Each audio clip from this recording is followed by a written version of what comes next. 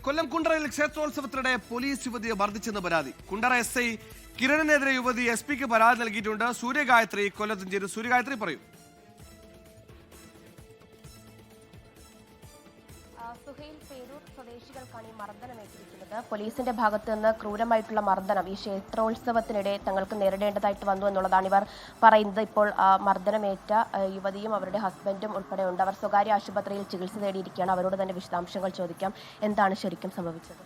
നമ്മളവിടെ ഉത്സവത്തിന് പരിപാടിക്ക് പോയതാണ്. നമ്മളവിടെ DJയുടെ വണ്ടിയുടെ സൈഡിലായിട്ട് മാറി നിന്നതാണ്.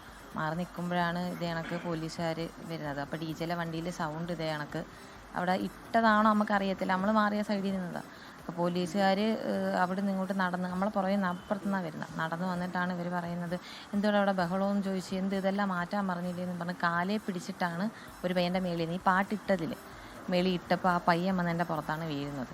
ആ പയ്യൻ വന്ന് വീണപ്പോഴത്തേക്ക് എൻ്റെ ഹസ്ബൻഡ് അപ്പോഴത്തേക്ക് സാറിനോട് ചോദിച്ചു, സാർ എന്ത് കാണിക്കുന്നത് എന്തുവാ എന്ന് വെച്ചാൽ ഞങ്ങൾ പെൺപിള്ളേരെ എൻ്റെ അകത്താണ് വീണത്. അതേ തുടർന്നാണ് വഴക്ക് തുടരുന്നത്. പോലീസിന് ഒരു അതിക്രമ പരാതിയാണ് ഇപ്പോൾ യുവതി ഉന്നയിക്കുന്ന. സംഭവത്തിൽ SP-ക്ക് പരാതി നൽകിയിട്ടുണ്ട്.